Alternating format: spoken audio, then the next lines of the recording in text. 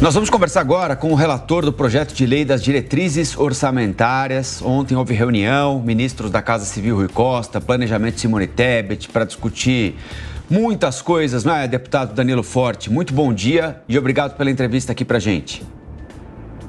Bom dia a todos, prazer. Deputado, já foi passada ao senhor a nova meta fiscal ou falado em alteração para o ano que vem? Não. Inclusive o calendário está muito apertado, a discussão ontem foi exatamente em função disso. Nós temos aí praticamente 4 semanas para poder votar a LDO, e a LDO que determina o cronograma da lei orçamentária da LOA. Diante disso, nós temos o período para abrir para as emendas parlamentares, tanto da LDO como da lei orçamentária, que é mais complexa, porque aí é a contabilidade do orçamento do ano que vem. E diante desse quadro, eu pedi celeridade para que a gente, na próxima terça-feira, já vote o relatório preliminar, que é o que starta todo esse processo, é o que começa e inicia esse processo, e acredito eu que teremos condições de votar a LDO por volta do dia 22 de novembro e a LOA por volta do dia 20 de dezembro. O pior dos mundos é o país não ter orçamento. Aí não tem orçamento, aí não tem meta fiscal, não tem arcabouço, não tem responsabilidade fiscal. E diante dessa crise que nós estamos vivendo, os problemas vão se acumular. Então, eu pedi urgência ao governo nessa definição. É uma responsabilidade do Poder Executivo, que tem os números, que acompanha a evolução da economia, que tem o controle sobre a arrecadação do país, apresentar, né, exatamente como é que nós vamos trabalhar. E a nossa expectativa é que até terça-feira o governo possa nos orientar conforme vai ser o trabalho que vai ser desenvolvido e a apresentação ou não da proposta de revisão da meta fiscal. Agora, deputado, qual é a opinião do senhor? É melhor manter essa meta de déficit zero para o ano que vem como está, como defende inclusive o Banco Central, e mostrar engajamento, esforço para alcançá-la? Ou diante já dessa forte possibilidade, quase certeza, de que essa meta não vai ser alcançada, já fazer essa alteração? A pior verdade é melhor do que a melhor mentira. Quanto mais realista for o orçamento, mais factível, melhor a execução. Quanto maior for a impositividade do orçamento, melhor, inclusive, para o planejamento do próprio Poder Executivo. Então, diante disso, eu acho que a gente precisa ter um país de seriedade, né? E esse momento requer muito isso, porque nós estamos em jogo a nossa credibilidade. O Brasil sempre foi um país bom pagador de dívidas. O Brasil foi um país que sempre conseguiu honrar os seus compromissos. Tanto é que o Brasil praticamente não tem dívida externa. Agora, o que a gente precisa exatamente é de fortalecer a base da economia com essa credibilidade e ter uma agenda de desenvolvimento. O Brasil não pode ficar estagnado, né, nessa cantilena apenas da questão do fiscal, porque senão a gente vai discutir muito a questão do endividamento e esquece de discutir a questão do investimento. E esse investimento hoje passa pela parceria público-privada, passa fundamentalmente pelos investimentos privados. Por quê? Porque há espaço do Brasil nessa economia verde, nas energias renováveis, na neoindustrialização, para que o Brasil possa avançar e gerar desenvolvimento. Agora, ele precisa quebrar essas amarras que muitas vezes o Poder Executivo nos impõe, regulamentar esses espaços da economia que precisam avançar. Olha, veja você, regulamentou o saneamento. Hoje nós temos mais de 60 bilhões na área de saneamento, e com o poder privado, né, com os recursos privados. Nós temos o setor da energia. Nós temos 160 bilhões de investimentos só no Nordeste. Agora a gente precisa destravar. E isso é papel do Poder Executivo. Então eu espero que a gente consiga anunciar uma agenda para o Brasil e ter aí uma meta fiscal factível com o momento que nós estamos vivendo. Não é ruim para ninguém dizer que está devendo ou que tem dificuldade financeira. O ruim é escamotear. É igual a vida da gente. Você chega para o credor e diz, olha, esse ano eu só posso lhe pagar tanto, mas no ano que vem eu vou lhe pagar o outro tanto. Ou daqui a 2 anos a gente completa e paga tudo.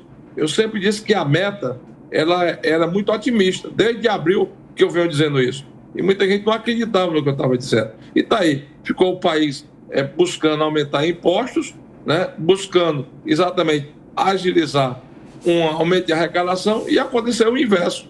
Por quê? Porque a arrecadação tem caído por 4 meses seguidos, né, imposto alto, juro alto e inflação, não tem economia nenhuma que se sustente, porque não sobra dinheiro no bolso do povo para poder comprar alguma coisa. Tanto é que o varejo tem sofrido muito. E numa época dessa do ano, que era para a gente estar aí dobrando as contratações de trabalhadores para trabalhar no varejo, você mesmo anunciou que as contratações vão ser de apenas 15%, o que é muito pouco. O deputado o Roberto Mota tem uma pergunta para fazer para o senhor também. Mota. Deputado, na sua opinião, qual é o maior desafio do processo orçamentário brasileiro?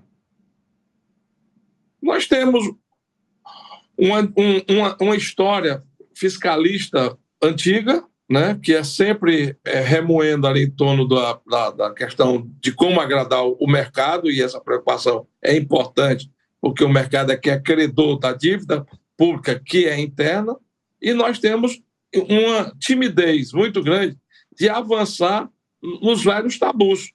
Por exemplo, o Brasil tem aí a questão da reforma tributária. Nós temos só no setor de combustível uma sonegação de mais de 60 bilhões de reais, dito pelo Instituto do Combustível Legal. Não sou eu que estou dizendo, é o Instituto do Combustível Legal que está dizendo. Dinheiro que entra no caixa do governo.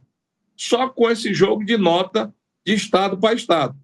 Se a gente avança na reforma tributária, automaticamente a gente elimina isso. O governo agora cria um gargalo muito grande na votação da medida provisória, que é com relação à subvenção, que é o incentivo que os estados deram e que se reflete na cobrança do imposto de renda e da contribuição do lucro líquido cobrado pelo governo. Só que foram compromissos assumidos dos estados com as empresas, com as indústrias que ali se instalaram. Eu vou dizer que é muito difícil votar essa matéria. Faz tempo que eu digo isso. Em vez de estar martelando para votar essa matéria, vamos avançar na reforma tributária e diminuir o prazo de transição da reforma tributária. Todo mundo sabe que a reforma tributária é um avanço, que o sistema tributário brasileiro é anacrônico, ultrapassado e abre espaço para evasão fiscal e para sonegação. Então, vamos avançar nisso. Então, eu acho que o Brasil precisa ter uma agenda mais clara com essa questão. E outra coisa, enfrentar velhos tabus. O Brasil de hoje ainda dá subsídio por ano de 1 bilhão e 200 milhões de reais por carvão mineral. Se está todo mundo lutando para fazer a transição climática, a transição energética, se está todo mundo dizendo que ninguém pode emitir carbono, nós estamos financiando o que há de pior em emissão de carbono no mundo. E o que é pior ainda é que parte desse carvão é exportado para o Uruguai e para a Argentina. Ou seja, o Brasil, o nosso suor, o trabalho dos nossos impostos, financiando o atraso da humanidade. Porque a transição energética tem que se dar, não é por uma questão econômica. A transição energética tem que se dar por uma questão de sobrevivência da raça humana. Daí o desequilíbrio climático no mundo inteiro. Então eu acho que o Brasil precisa enfrentar os velhos tabus e sair do anacronismo que nos foi imposto na matéria do desenvolvimento econômico. Deputado, agora o Alan Gani, economista, vai participar dessa entrevista também. Bom dia, Gani, e sua pergunta. Bom dia, deputado. No Brasil, os períodos onde ocorreram crescimento econômico foram precedidos de responsabilidade fiscal. É possível ter um orçamento mais robusto, mais enxuto, capaz de diminuir a taxa de juros do mercado, diminuir o prêmio de risco para atrair o investimento privado? É possível ter este orçamento, dado a realidade do Poder Executivo mais gastador e de alas do Congresso Nacional também querendo mais emendas? Não, é da natureza humana querer gastar. Né? Se você quer comprar uma roupa melhor, você quer um carro melhor, você quer os seus filhos numa escola melhor, isso é da natureza humana. Agora, o que a gente precisa ter é a responsabilidade de como vai pagar a conta. E você tem razão. O Brasil precisa, hoje, chamar a realidade dos fatos. Né? Por isso é que a frente ampla, tão falada, precisa de fato ser operacionalizada. O governo precisa chamar o Congresso, precisa chamar o setor produtivo e dizer, ó, as contas aqui são essas, nós estamos com essa dificuldade. Em vez de estar fazendo o Bolsa Anfávia para desovar os automóveis das montadoras, que tirou 7 bi dos estados e municípios, né, porque ali era IPI, imposto de renda, né, foi o subsídio que foi dado, devia estar com a agenda e induzir o desenvolvimento, e não só com recurso público, porque quando tem a credibilidade garantida, o setor privado vem, como muito bem você colocou. O Brasil se dá ao luxo de não ter dívida externa, né? Então, e a dívida interna, ela é altamente negociável. Então, o que a gente precisa é ter no governo a segurança da postura, dessa compreensão em que tem que controlar gastos, né? Inclusive gastos desnecessários, aí não resta dúvida que sair de 20 e poucos ministérios para mais de 40, isso inevitavelmente aumenta gasto, né? Despesas, subsídios equivocados que nós damos, né? A indústria petrolífera é a indústria mais rentável no mundo. E no Brasil ela consome mais de 200 bilhões por ano de subsídio. Está errado. Então a gente precisa enfrentar isso. E esse enfrentamento passa necessariamente por uma composição em que o governo tem que ter o protagonismo, porque nós temos um presidencialismo. Eu sou parlamentarista, mas nós temos um presidencialismo. Então o presidente da República tem que chamar, né, o parlamento, tem que chamar a sociedade organizada e mostrar as contas e pactuar. E pactuando, construir um consenso de compreensão, que nisso o Congresso Nacional tem tido uma postura muito propositiva, né? Nós não estamos querendo aqui rever meta fiscal para aumentar a gastança, não. Nós estamos querendo rever meta fiscal do ponto de vista de construir uma solução para a retomada do desenvolvimento econômico e garantia da obrigação do cumprimento dos compromissos. Então, eu acho que isso precisa ficar muito claro. E é papel do governo, primeiro, ter um comportamento de controle das contas. Segundo, chamar, pactuar com a sociedade as alternativas e os caminhos que nós precisamos seguir.